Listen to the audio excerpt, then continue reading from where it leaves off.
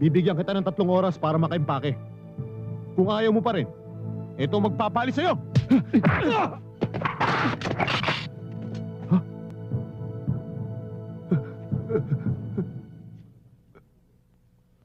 Kayo palang dapat umalis dito eh. Puro kahihiyan ang ginagawa nyo. Sige, alis!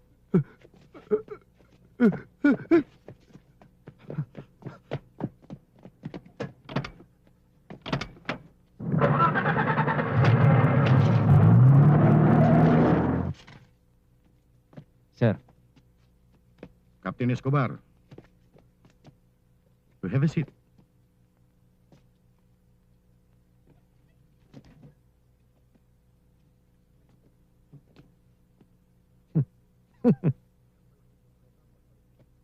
Isang malaking sorpresa ang pagparito mo. Dinadalo ko lang kayo, Gob.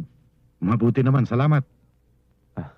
May tatanong ko sana ako sa inyo kung hindi kayo magagalit. Ano yun? Bakit nyo naman ako pinaalis dito eh? Wala naman akong ginawang masama. Kaya ka nga pinaalis dito eh. Dahil hindi ka gumagawa ng masama eh. Ingatan mong pagsasalita mo, Sargento. Si Governor Sebastian ang kausap mo.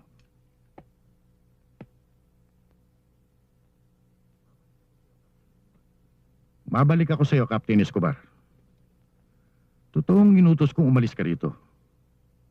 Pero hindi dahil sa ayaw ko sa iyo. Ang gusto ko, mapunta ka sa malalaking siyudad. A good officer like you deserves a big break. Walang kwenta rito. Wala kang dilihensya. Meron o. Malaki ang dilensya rito. Kaya lang, hindi ako kasali. Lumalalim yata ang diskarte mo, bata. Naghihinala ka ba o nagbibintang? Pareho. Ano? Anong sinabi mo? Pareho. Pareho kayong tahimik dyan ah. Nahihiya ba kayo magsalita? Bakit, Gob? Meron ba akong dapat ipaghinala sa'yo? O ibintang? Meron. Meron ba kayong lighter? Makikisindi naman oh. Shit! Inaasar mo ba talaga ako? Naiistorbo ko ba yung pag-uusap nyo? Pasensya na ho kayo. Hindi ko sinasadya. Huwag kang hirit ng hirit, Sarge. Baka mabasted ka. Malapit na ako mapuno sa'yo, Advincula. Baka hindi mo alam. Kaya ko kayong ipakulong dito. Kung gusto ko. Ako ang hari dito. Mali kayo, Gob. Hari nga kayo. Alas naman ang hawak ko.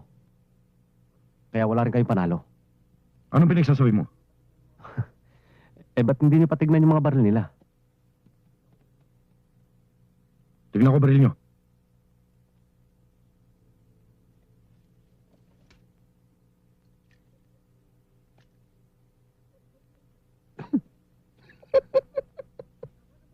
Bakit mango lang to? Nasaan ang baril? Nasa akin. Yun ang alas na sinasabi ko. Nasa pangalan mo mga baril. Pinablatter ko na, pinakuha ko ang serial number. At yung pagtatangka nilang pagpatay sa akin kanina. Na lumilitaw. Na kayo may utos. Kayang baliktarin ng mga bata ko yan. Alam ko. Kailangan proteksyonan niyo ako. Dahil doon sa blatter. Pag may nangyari sa akin, kayo mananagot.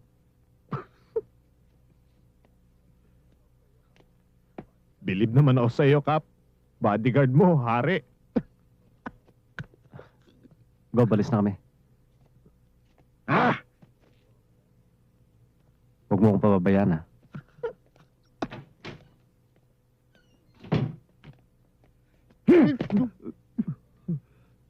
Alam mo na siguro na ang nangyari sa inyo ni Gob ay labag sa batas militar, which is conduct unbecoming of an officer and a gentleman.